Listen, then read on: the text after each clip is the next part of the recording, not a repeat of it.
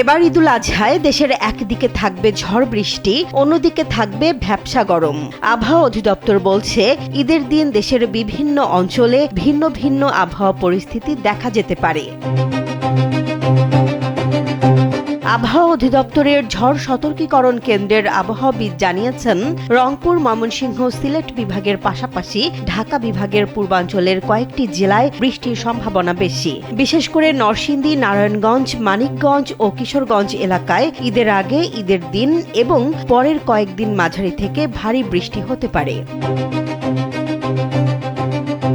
শুধু বৃষ্টিই নয়, কোথাও কোথাও দমকা হাওয়া, বজ্রপাত এবং ঝোড়ো বাতাসও হতে পারে বলে সতর্ক করেছে আবহাওয়া অফিস। উত্তর চট্টগ্রামের কুমিল্লা, নোয়াখালী ও ফেনী এলাকাতেও ঈদের সময় বৃষ্টির আশঙ্কা রয়েছে।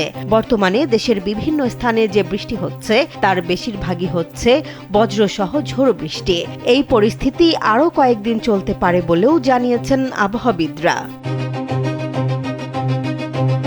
অন্যদিকে দেশের দক্ষিণ পশ্চিমাঞ্চলে বাড়তে পারে তাপপ্রবাহ। খুলনা বিভাগের বিভিন্ন জেলা, রাজশাহী, পাবনা ও ঈশ্বরদী অঞ্চলে ঈদের সময় হালকা থেকে মাঝারি তাপপ্রবাহ বয়ে যেতে পারে। তবে তাপপ্রবাহ না থাকলেও সারা দেশেই ভ্যাপসা গরম অনুভূত হবে বলে জানিয়েছে আবহাওয়া অধিদপ্তর। বর্ষা পুরোপুরি শুরু না হওয়া পর্যন্ত, অর্থাৎ জুনের প্রথম সপ্তাহ পর্যন্ত এই অস্বস্তিকর আবহাওয়া থাকতে পারে।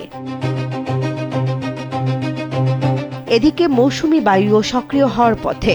আবহাওয়া অধিদপ্তর জানিয়েছে, আগামী কয়েকদিনের মধ্যে চট্টগ্রাম উপকূল হয়ে মৌসুমী বায়ু বাংলাদেশে প্রবেশ করতে পারে। ফলে ঈদের ছুটিতে ভ্রমণ, কোরবানির প্রস্তুতি কিংবা ঘরের বাইরে যে কোনো কাজে বের হওয়ার আগে আবহাওয়া আপডেট দেখে বের হওয়ার পরামর্শ দিচ্ছেন সংশ্লিষ্টরা। জেসমিন জাহান, কালবেলা।